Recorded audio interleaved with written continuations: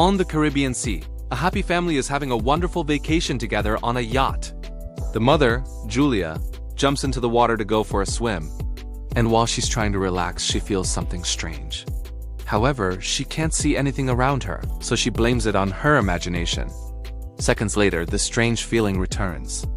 She still can't see anything, but this worries her, so she starts swimming back to the yacht. Suddenly, something starts pulling at her leg, and she desperately starts screaming for help. Her daughter Cassie can't hear her because she has her headphones on while her husband Tom and her son Ben are busy with their fishing. Julia continues to struggle to stay afloat, and yelling is getting harder because of the water getting into her mouth. Soon, Tom realizes he hasn't seen Julia in a while and searches the yacht until he finally sees his wife in danger. After getting the kids, Tom takes the yacht closer to Julia and jumps into the water.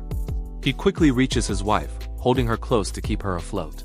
He swims back to the yacht and the kids help them come aboard. The family comforts Julia, who doesn't know what happened and blames it on a current. That night, the family celebrates Ben's birthday with gifts and a cake. Cassie gets a call from her boyfriend, so she goes outside with a laptop to talk in private. He shows her that huge thunderous clouds have appeared above the city before the video call glitches and freezes. Cassie rushes back to her family to tell them what happened, and Tom blames it on being too far from land to get a good signal.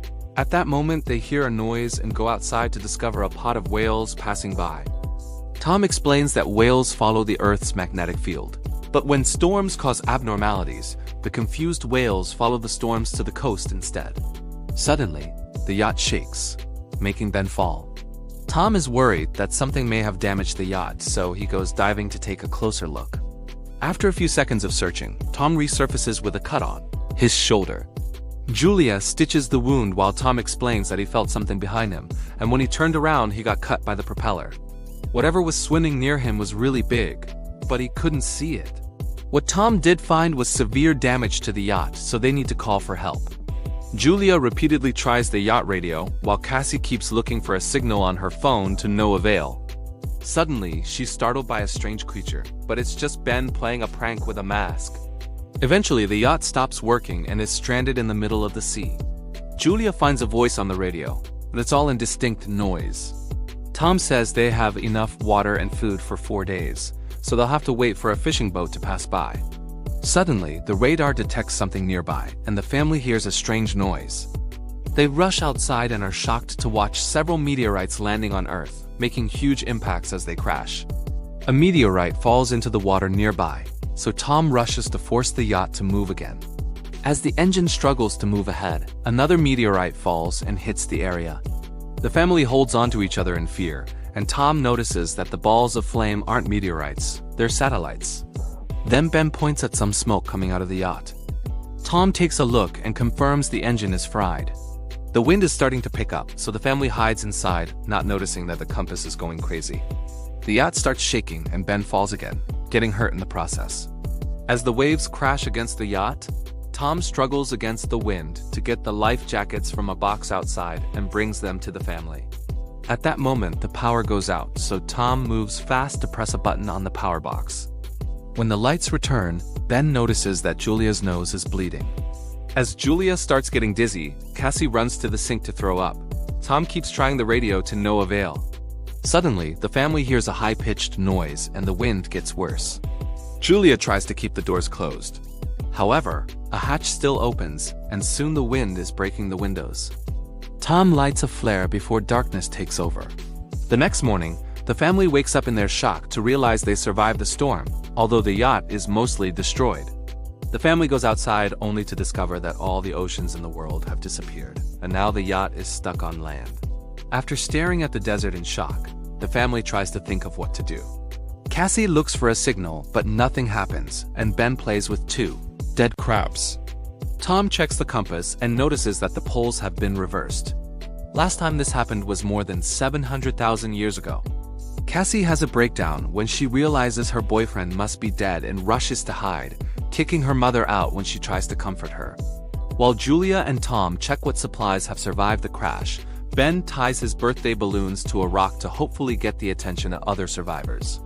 Next, Tom tries the radio again and gets in contact with a man named Nal, the captain of a submarine. His vessel has also gotten stuck on land, and he confirms that the magnetic poles have reversed, causing the ocean to retreat and submerge the mainlands. Now hasn't found other survivors and says that most communication systems are down. Since there are occasional systemic movements, he's concluded that the poles will reverse again and the seas could return in a week. Now advises the family to climb as high as possible because things will get violent when it happens. His partner died during the crash and the submarine has room for 3 people.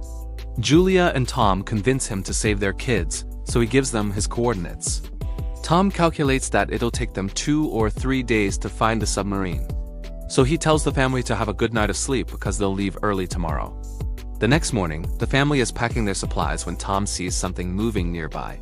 It's a limping man with a makeshift harpoon and a dog that keeps on barking. Tom approaches him and gives him a bottle of water, but he can't understand the man's language. After drinking, the stranger hits Tom with the bottle and kicks him in the face. A terrified Julia comes running, but it's too late. The guy is already stabbing Tom in the stomach with a harpoon. Tom's body twitches for a few seconds before the guy cuts his throat too. Next, the man starts chasing after Julia and even throws the harpoon, which only cuts her shoulder. This doesn't stop Julia from rushing to the yacht and getting to her children, telling them to hide while she locks the doors. The siblings get inside the sofa and Julia gives them the flare gun before grabbing a knife and hiding in the bathroom. The man pounds on the door until he manages to open it and bursts inside. He grabs some food and starts searching the yacht, eventually going to the bathroom. Julia manages to avoid him by climbing out through a hole in the wall. The guy looks out and doesn't see her. But when Julia tries to sneak away, the dog starts barking at her. Suddenly, it tackles her to the ground, leaving Julia no choice but to kill it with a knife. The stranger hears the dog whining and comes out to find its body, causing him to have a breakdown. Meanwhile, Julia sneaks around the yacht and climbs to the top so she can get back inside through the broken window. Unfortunately, the man finds her first and knocks her down with a punch. Julia holds onto the furniture as he tries to drag her away, and in the struggle, she manages to kick him off.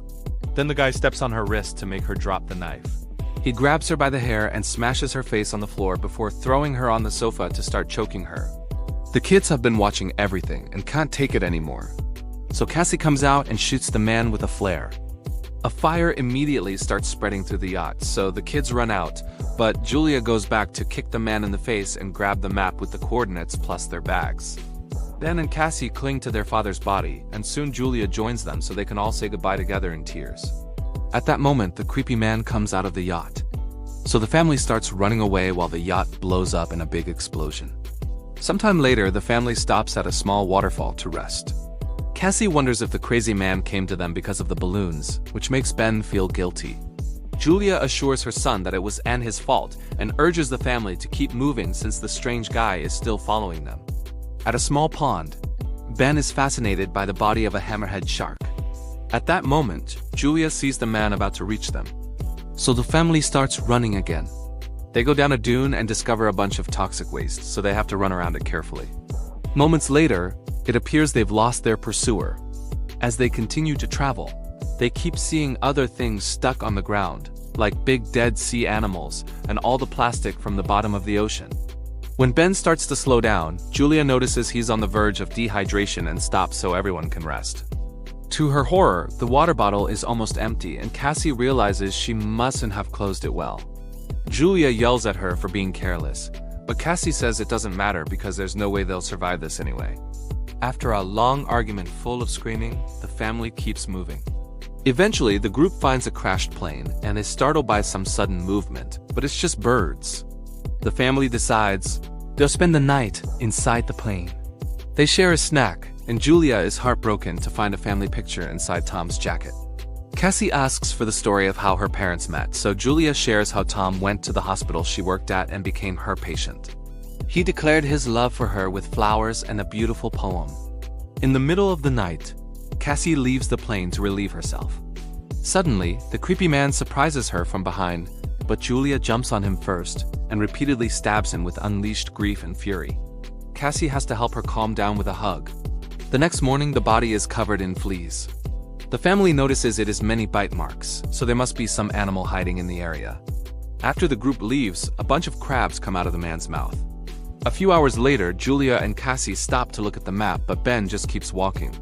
Even when Julia tells him to stop, he desperately buries his face in a pond to drink, and Julia quickly pulls him back, explaining that unknown water could make him sick.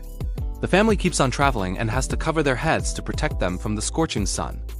Ben is starting to feel dizzy, so when they discover a bunch of old chairs, Julia and Cassie use them to improvise a shelter. Julia gives Ben a medicine injection, and they agree to spend the night there. Early in the morning, Julia wakes up because she hears a weird sound. She leaves the shelter to investigate and is shocked to discover a swarm of crabs coming closer. Julia rushes to wake up her kids, and the family starts running as fast as possible. They come across a huge cargo ship and run toward it, noticing that 3 crew members are still alive. The woman wants to help them, but the 2 men refuse, and the group hides inside a container which they lock to keep the family out. The crabs are almost there, so Julia makes the kids climb to the top of the container. When she starts climbing too, the crabs begin to violently pinch her leg. The siblings have to help her mother up before she's dragged down. There's a hole on the side of the container, so half of the crabs go inside. The crew members open fire, but there are too many critters. Soon, the crabs overpower and kill 2 of the workers. The last man reaches a hole in the ceiling, only for the crabs to bring him down and kill him too. Afterward, Julia bandages her leg injury and passes out. Sometime later, she wakes up in a sandstorm and finds herself alone.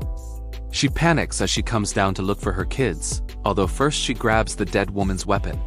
Hearing her mother screaming, Cassie quickly comes back and explains that they went out to look for help, but they didn't find anyone. Then they reunite with Ben, who's found an open container they can rest in until the storm is over. Julia uses Tom's lighter to cauterize the wounds, which is incredibly painful. Once the storm is over, the family finds a bunch of water bottles in another container. Next, they check on the bodies and discover a radio plus a gun. Julia calls Now and informs him she's lost the map. In return, Now reveals he's been attacked by arthropods, which are creatures from the abyss. It seems the oxygen has driven them crazy. Now tells the family to hurry because his instruments have calculated that the sea will come back faster than expected, so they only have a few hours. He shoots a flare and the family starts walking in that direction. After a long walk, the family finds a broken toilet and Ben pees in it. They can finally see the submarine nearby, but they'll have to cross a huge rock formation to reach it. As they make their way through, the walls start shaking and rocks begin to fall, causing a massive rock slide. Julia pushes her kids out of the way just in time and moves back to avoid getting crushed. Now there's a rock wall blocking the way between them. Julia tells the kids to keep going without her, but Cassie refuses and insists her mother should try climbing. An argument ensues, and after lots of yelling, Julia promises she'll find her kids later. A reluctant Cassie then finally drags her brother away. The kids climb the rest of the rocky formation and run toward the submarine, only to find Now bleeding outside. He explains it's over for him so the kids can take the submarine. Realizing they'll have an extra spot, Cassie runs back to find her mother. Meanwhile, Julia is horrified to see the crabs coming and opens fire. She manages to kill a few of them, but the swarm is too big and she can't fight them all. At that moment, Cassie appears on top of the wall and offers her hand. So, Julia starts climbing as fast as possible with her wounded leg. With Cassie's help, she reaches the other side and they run together to the submarine.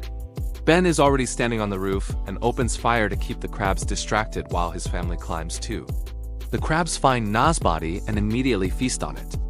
Julia takes the gun and keeps the fire going while she makes the kids go inside.